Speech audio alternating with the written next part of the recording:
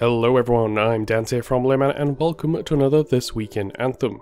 Here I run through all the news, updates, interviews and community spotlights that you should be checking out each week. First off, I want to apologise for the lack of videos in the last week, but unfortunately I've been ill and wasn't able to get any content out. On the plus side, we haven't really had too much additional news. Lastly, before we get started, I want to thank everyone for their support in the last video and all the discussions in the comment section below. So onto the AMA itself, with the usual suspect Mark Dara, and as seems to be one of the more popular topics at the moment, cosmetics. There is only one limited edition for Anthem, which is a good thing I might add, and with it, as the name would suggest, you get a set of armour for each Javelin, known as the Legion of Dawn. Like me, most of you probably assume this was just a cosmetic set that you can apply as a nice throwback to some yet to be discovered lore of the Freelancers that will undoubtedly uncover throughout the plot of the game. However, this armour is a lot better than it initially looks, not because it's game breaking or a quick path to power, as the game does not include any kind of pay to win power, rather that it's not just a static set you can equip, but thanks to a fan question on Twitter, Mark confirmed that it can indeed be recoloured, meaning that the set is a visual effect with the full recolour section of the forge open to it. I expect to see a wide range of multicoloured Legion of Dawn members running around, something I can't wait to see. Considering it's rumoured we'll have different textures, we might be able to apply along with those colours. Speaking of which, Mark has confirmed we can create our own colour combinations, and whatever other cosmetic changes we unlock.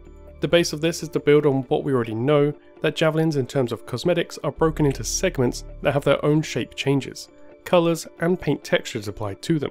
But in addition to this, what I think this implies is that we can create a personal preset. So when we unlock a new javelin cosmetic, we can save our colour palettes and just layer those over them. So if you want to have all of your javelins themed or have a clan style you will want to stick to, you should have an option to do so. It will be interesting to see if we can have multiple of these sets so we can have varying styles per javelin. This is a lot like the World of Warcraft wardrobe system, where you can have preset cosmetics that you can reapply each time you get a new piece of gear, allowing you to look exactly how you want to without taking away from the gameplay. This also adds weight and meaning to have collections, because really what's the point of having lots of really cool armour styles and flexibility to recolour them if you never get to see them or show them off to your friends? To me, this kind of feature is essential to any modern loot game, as to many the cosmetics are just as, if not more important than the gameplay effects items have. If you've been following Anthem for a while or have recently watched the new gameplay trailers, you may have seen some new icons next to health bars of selected enemies. These varying skulls are a staple of nearly all RPGs with scaling difficulties, indicators that you probably shouldn't be fighting something. Well, apparently these are gone. The skull part at least. No context as to why, but it seems the current version of the Anthem Alpha build, we have all new symbols in place. I would assume they've done this because they want a more on-brand representation of what an elite is. As long as it is simple and easy to distinguish, I can't see it in the end having much impact, even if it will be interesting to see what they've changed it to. For some reason I think it might be related to triangles or arrows, but that's just me. And speaking of seeing them in game, we've had a lot more people asking about when we're actually going to get to try the game. Obviously the default answer is to check out the demo in February, and the early access the week before the official release date of February 22nd. When asked specifically about alphas and betas, Mark responded with "not yet, ... By no means is this a confirmation of any kind, but it's a break from the usual PR deflection. It's long been theorised that we'll be getting some form of open or closed testing for the game, and by the sounds of it, this is at a minimum under consideration, if not already being planned. If we are to get one of these, we haven't really got much time. The alpha build does exist internally, and we have 4 months until the game release. So assuming we have at least one test run for the servers, I would say we could be playing the game during January next year, or if we're lucky and they hit the beta stage before the year is out, we may get to try a slice of the game around December. By no means is this a confirmation, but that's what I would predict personally. Also in the news, Grabbits, because who doesn't want an up-close shot of an otherworldly giant bug-eyed rabbit? Now into some of the rather major news in terms of progression. Up until now, we've known how each javelin in a very vague sense would be unlocked. Starting from approximately level 5, you would have been picking up your second javelin. You got to pick from a set of missions, which were clear about what they would lead to. After the mission, you unlock the javelin and could carry on the story for another 5, until you have all the javelins and can play how you want. Well, this entire system is out. Apparently, due to the javelins being tied to specific missions, it was pretty easy just to plough through the story and not unlock the different javelins until way too late in the core game. I suppose they felt from a design and experience perspective that they wanted you to have the javelins you wanted available as early as you'd want them, and in line with the progression through the story as they became detached from each other. Instead, once you reach certain points through the story, or possibly at certain progression levels, access to a new javelin will be provided.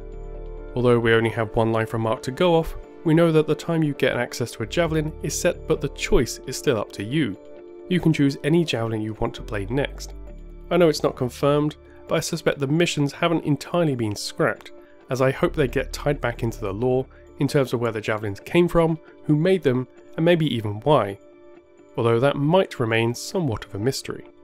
Lastly, we've got some news, for which I think is the first time regarding player toxicity and how they intend on dealing with it. This has and probably always will be a hot topic, as dealing with certain toxic players in online games has always been an issue since games were first played online. Fortunately, by not going into the realm of players versus player content, Anthem should avoid the vast majority of issues, but that's not to say it's eliminated entirely.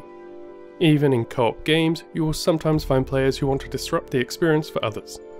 While we don't have specifics of what those exact mechanics in place will be, but we do have some indication on what has inspired them. This information actually came from a Reddit post that Chris Schmidt, a senior systems designer for Anthem, responded to, making it a lot more in depth than something you would usually see answered from Twitter. I'll provide a link to the full thread below so you can read through it all if you want, but in a nutshell, the team is taking its lead from the Fair Play Alliance, a group specifically dealing with toxicity in gaming and how we as communities can address it, and how game developers can take benefits discovered by others, adapting them to fit their game and to foster a positive community. If they can achieve what they hope with this ground up approach, then I'm pretty excited to see what they come up with. To me, doing this from the start, understanding your community and making sure that you clearly communicate with them in an honest and open dialogue is how you make a positive and supportive community. So far this is what we have, but it's a lot easier to achieve before the game is released. I'd love to hear your opinions on how you think we should handle toxicity, or your thoughts on anything I've covered today. If you want to see my references for everything and anything I spoke about, the links are in the description below. If you enjoyed this episode, then please leave a like, or a dislike if you prefer. You can subscribe to support the channel and hit the bell to be notified of new content as it goes live, but until next time, I've been Dante, thanks for watching.